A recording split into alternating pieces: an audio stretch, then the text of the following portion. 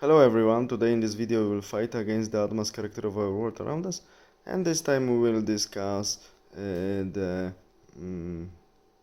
old roots of current problems. I mean, maybe not only old roots, but this what I would like to manifest in this video is the fact that enemy of the reality and enemy of this what's good we have today, it's nothing new, that in the past we had the same problems. And the idea for this video came to me after I was browsing this time my electronic library, and I found a PDF with the scan of the original edition of the book Medieval Manichae by Stephen Runciman, which was originally published in 1947. After long years, some progress was done in the area of history of the Christian Manichaeism, as some people qualify this heretical movements. So Christian sects, or sects within the Christianity one should say, which adopted Manichaeic dualism between good and evil, and of course they assume that all what's materialistic is evil, only spiritual things are good. And these ideas developed quite strongly in recent years, again in the form of the leftist idea. Like recently I heard such saying that neuter, so castrate yourself for climate to save the planet. We know that many Catars, especially so-called perfecti, so the ones who were regarded as pure or perfect, they were not having any sexual intercourses with others, and they were teaching others that producing the matter, so children, is a sin, because matter itself is bad. So many Catars were also practicing many homosexual orgies. Do we recognize it? It's nothing new. And here we are in the High Middle Ages, 11th, 12th or 13th century. Another issue is that they were not eating meat, promoting vegetarianism or veganism. They were actually taking care more of animals than more of people.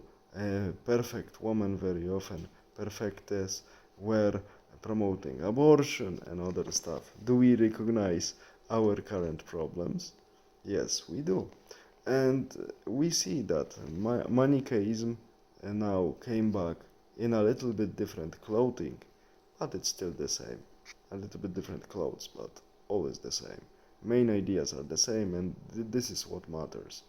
And we see that also Manichaeism, now a little bit of history, originated from ancient Persia in the 3rd century. There was a guy from aristocratic family called Patik, also known as Mani under this name, and he created his own doctrine based on, of course, on dualism, because dualism somehow is a feature of Persian religions, but he emphasized dualism more, and he started promoting his ideas.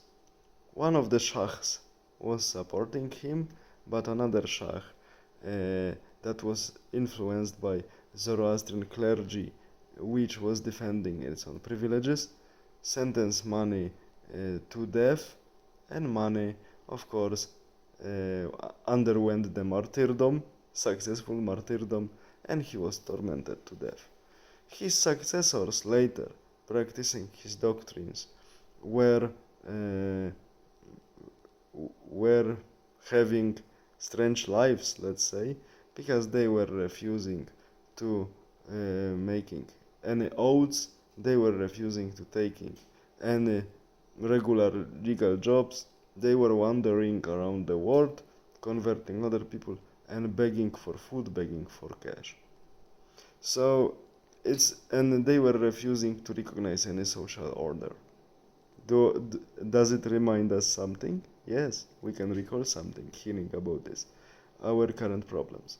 And it's not surprising that people practicing such things, having such lifestyle, met really bloody prosecutions from Persian state, and later they infiltrated also Roman state, and they also were present and they survived there for the longest time in Central Asia, like Uzbekistan, southern Kazakhstan, mm, western territories of current Uyghurstan. So many Uyghurs were also Manichaeans, and up to 8th century AD they survived.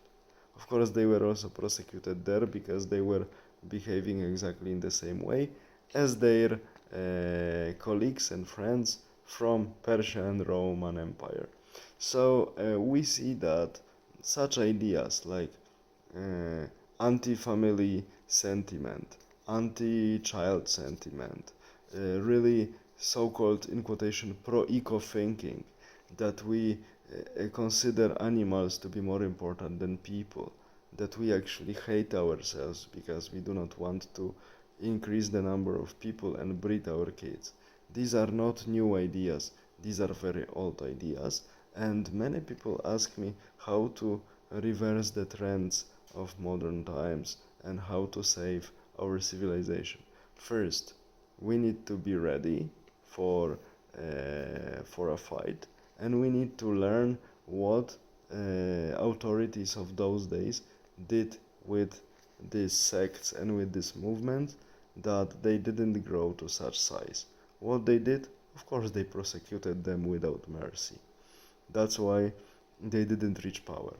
In current times, we have much more difficult situation because now people following these doctrines are having power and they are supported by the large groups of industrial owners or guys who have their shares in communication companies, internet, and other stuff. So they have huge amount of money. That's why their ideas penetrate societies so deeply. So fight will be much more difficult. But if we want to survive, we need to we need to take this challenge. And we see also that these people who follow these doctrines, they are practically lost. Of course, from history we can find such inquisitors who was killed by his former followers, like converted Cathar Raniero Saccioni, who was later a great preacher fighting against this heresy because he knew it.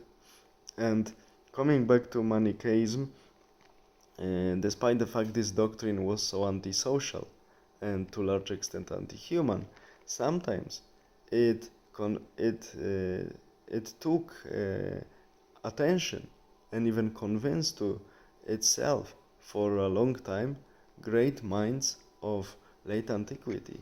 First example of great mind converted to Manichaeism we admire even today was a Berber guy known commonly as Saint Augustine. Saint Augustine of Hippo in northern Africa.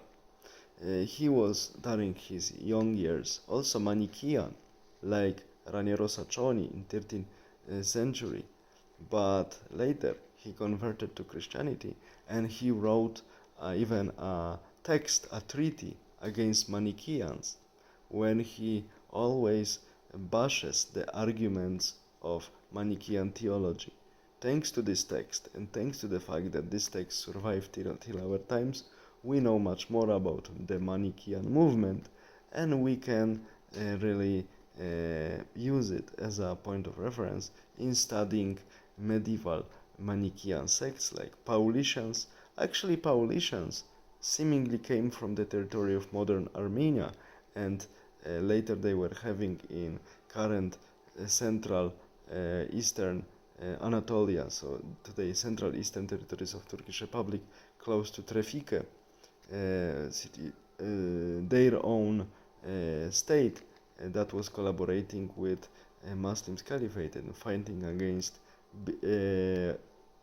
Greek-speaking Romans, so Byzantines we call them nowadays, but it was destroyed and many Paulicians in 8th and 9th century were later moved to Balkans as military settlers, and their heresy spread among Slavs who didn't accept Greek elite on Balkans, and we have Bogomils. In Bosnia we have Patarens, and from Bogomils and Patarens later this ideology spread to southern France, and we had Catars.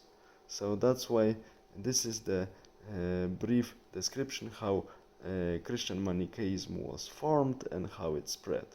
And we see that ideas of these people are really very close to ideas of our modern leftists, and even Karl Marx in one of his letters to his lover and his sponsor Friedrich Engels, he wrote that Catars are ours, it means socialist, spiritual ancestors. Yeah, it's true. So we see that nothing new under the sun, the same deviations, but sometimes they are using some different words to deceive people. But old crap came back and now, unfortunately, took power in many countries, and to battle it, we will have to have really huge fight. But what to do to win this fight, I'm telling in my previous videos. All the best, have a nice day, bye.